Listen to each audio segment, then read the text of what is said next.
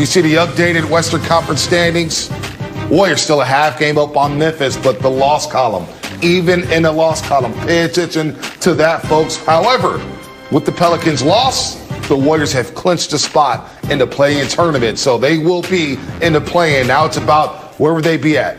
8, 9, or 10, as we welcome everybody to Warriors Postgame Live, presented by Comcast Business with the Hall of Famer Chris Mullin, NBA champion, former Warrior Darrell Wright, and Bonte Hill. And surviving events, that's certainly what that game felt like. Jordan Clarkson went crazy in the fourth quarter with 24, finished with 41, but Steph with the bailout three and a solid defensive possession at the end there to force Clarkson into a bad shot. Game of runs, and that's what happened tonight. Jordan Clarkson got hot after struggling. And win. It could have been disastrous if you lose this game, but they hold on to win. There were some big plays. Looney, Dre, and of course Wiggins with the defense. On top of that, Steph Curry's three-pointer. Definitely would have been a bad loss. I'm keep it real with you. It would have been a bad loss, especially being up 16 or however much they were in the fourth quarter. But they did a great job at the end when it mattered to stop Clarkson. You've seen the total team defense right there on the last play. Clarkson, 0 assists tonight. He had it going. They knew who was shooting that last shot, and they did a good job. Looney went down.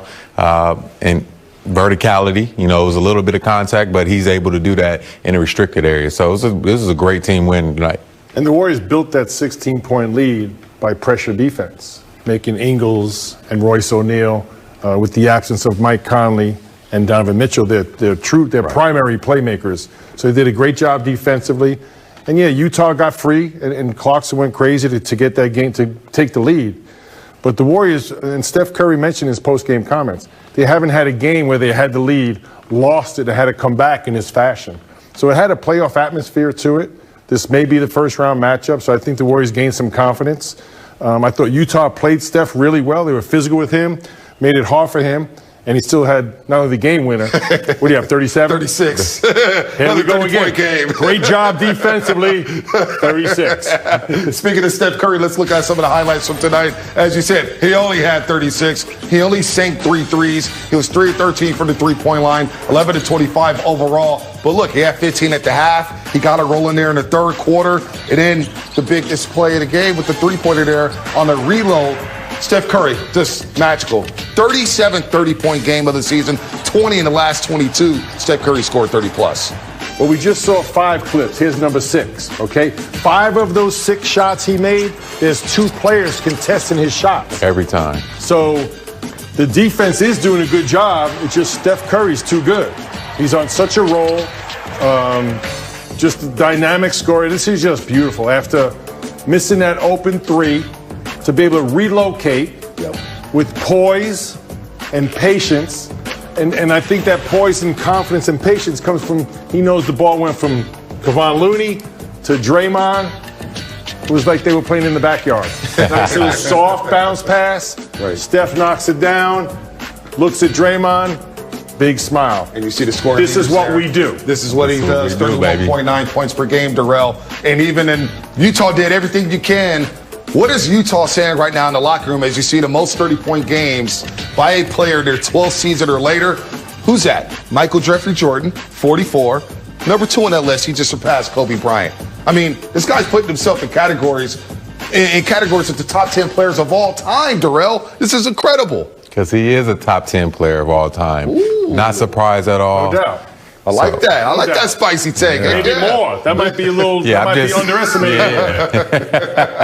It's all said and done. Right. It's all said and done, man. Look at that. Because there's more to come. What is Utah saying in that locker room right now, holding Steph Curry 36 points and making him work for it? If I'm the Utah Jazz, I'm kind of satisfied with how we guarded Steph tonight. We were disciplined. Like Mully mentioned, it was 2 hands up all the time. He just made tough shots. Steph Curry makes tough shots. So you got to live with that. If they were letting them just run off from, run around like we see most nights, then you can, hold your head. But I thought the Utah Jazz did a great job defending them.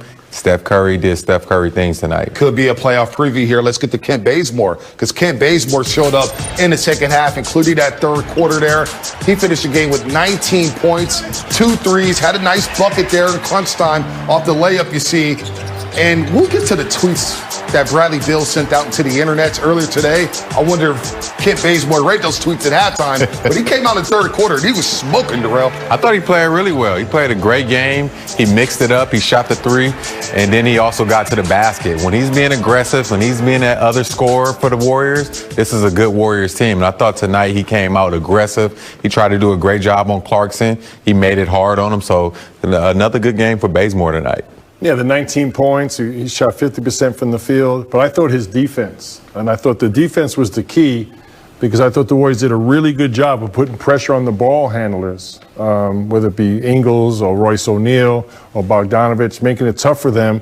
They defended him really well, and Kent Bazemore's length and athleticism, he has chase down blocks, so the points are really important. But I think his length and his athleticism defensively without Oubre is really important. No doubt about that. He's playing well right now, especially after seeing OKC for 2 games. But Jordan Poole back on March 14th against the Utah Jazz. He scored 18 off the bench, 6 of 11, 3 threes. And tonight he continued it. He felt comfortable tonight, 20 points, 6 for 11 again. And, of course, 4 threes there, Darrell. And he is seizing the opportunity, now getting minutes. He got 19 minutes tonight, and he made them count. Jordan Poole understands how important his role is now. Coming off the bench, being that other scorer, especially with Oubre being out now, he has to pick up that load. So I thought Jordan Poole did a great job tonight. He was super efficient. Mully loves to mention about when he's just straight line, getting to a shot, getting to his spots. And I thought he did that tonight. Well, you look at it, 20 points in 19 minutes. His efficiency's there. And although he didn't assist, he made no turnovers. So that tells me his shot selection is really good, his understanding and spacing. So I think he's just got a really good feel for his own game and how it fits into the structure of the team. And how big is that half-court shot at the end of the third quarter? That's the difference in the game tonight. Yeah. Hits that half-court shot. Warriors win by 3 points here, but let's talk about Draymond Green because we always talk about it. When he's aggressive, the Warriors are a different team. And he was aggressive in that first quarter, Darrell, 4-6 from the floor, 10 points. But it set the tone for the team as he went out there knowing that, hey, Steph Curry's going to be bottled up. They're going to suffocate him. Let me go get mine to help keep us in this game and get the flow rolling. Set the tone early, Bonte, but we talked pregame what the keys of the game were. Come out with a playoff mindset, and that's what Draymond did. He knew how important his game was, and he knew what type of team he was going against, so he came out and did it on both ends. I thought he did a great job on defense and did a great job with setting the tone early tonight on offense. He had 10 points in that first quarter. They ended that quarter with a lead, which they wouldn't have had without Draymond's aggressiveness offensively. And then his assist game. He had 10 assists, the most important stuff at the end of the game. But his ability, when you play 8 players and 5 are in double figures, the ball's moving, everyone's involved, and you become a much tougher team to defend. No doubt about that. All-around solid game. They'll need that tomorrow as well. Offensively, defensively, everything going on for the Golden State Warriors. Also, Andrew Wiggins. Another solid performance from Andrew Wiggins. Tell me what you saw from Wiggs tonight. Two-way Wiggs. You know, I thought he did a great job with guarding Ingles and making it hard on him, pressuring the basketball, using his length. So whenever he's, playing somebody on the defensive end pretty tough, he always finds a way on the offensive end to contribute.